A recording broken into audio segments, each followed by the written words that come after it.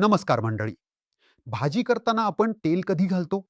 फोडणी देताना का भाजी तयार झाल्यावर? फोडणी देताना. का? शिजताना तेल आतपर्यंत भिनतं.